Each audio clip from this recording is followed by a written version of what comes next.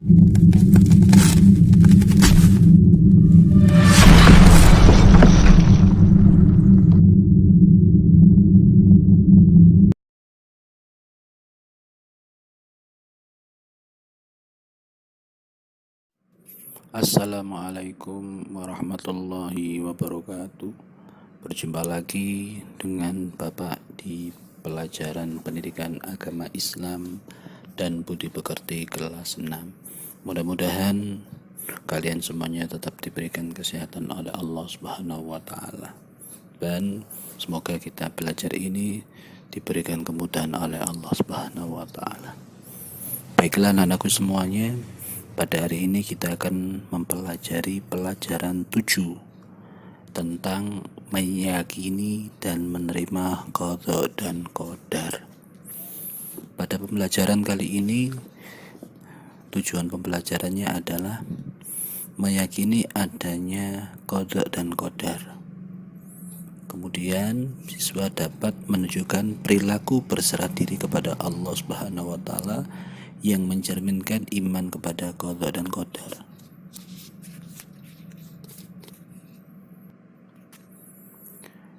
Jadi pembelajaran ketujuh ini kita awali dengan meyakini dan menerima qadha dan qadar. Sebelum kita ikuti, mari kita pahami terlebih dahulu makna qadha.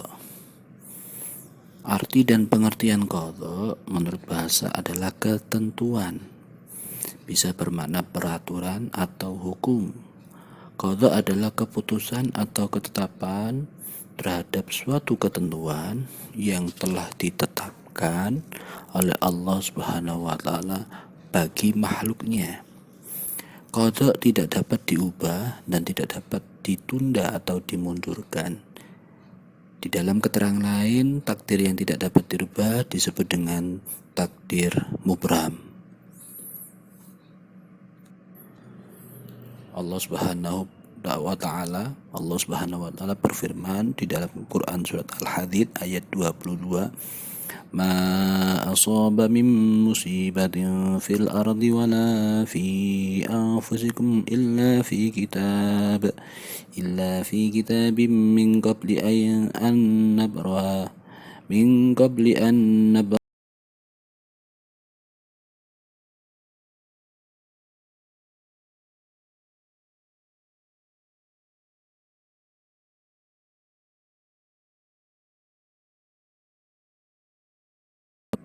yang ada di Lauh Mahfuz sebelum kami mewujudkannya. Sungguh yang demikian itu mudah bagi Allah Subhanahu wa taala." Semua yang terjadi berasal dari Allah Subhanahu wa taala, sang pemilik kehidupan. Sebelum adanya proses kehidupan, Allah sudah menuliskan apa saja yang akan terjadi, baik itu tentang kebaikan, keburukan, dan tentang hidup atau mati. Zaman tersebut disebut zaman azali, zaman sebelum alam semesta diciptakan. Jadi apapun yang terjadi di atas bumi ini tidak ada yang mengetahui. Begitu juga tidak mengetahui kapan meninggal dunia atau kapan dunia ini kiamat. Nah, contoh qadha. Jadi semua kebaikan yang tidak dapat diubah atau tidak dapat ditunda merupakan contoh qadha. Contoh yang pertama adalah Allah menetapkan matahari terbit pada siang hari serta bulan dan bintang tampak pada malam hari. Contoh yang kedua, Allah menetapkan setiap makhluk pasti mati. Yang ketiga, bumi serta planet-planet berputar sesuai porosnya. 4. Jenis kelamin ada laki-laki, ada perempuan. 5. Allah menentukan penampilan fisik makhluknya. 6. Allah menentukan kelahiran dan kematian semua makhluknya. Hikmah beriman kepada qadha. Jadi seorang muslim harus meyakini adanya qadha Allah. Jadi Seorang muslim harus yakin adanya qadha. Dan seorang yang beriman kepada qadha akan bersikap dan berperilaku antara lain: A. Sebagai seorang siswa akan selalu mentaati peraturan sekolah. B. Menerima uang jajan yang diberikan orang tua berapapun jumlahnya. C. Memanfaatkan waktu untuk belajar dan hal yang positif. D. Tidak bersikap sombong di rumah, di sekolah, atau di lingkungan masyarakat.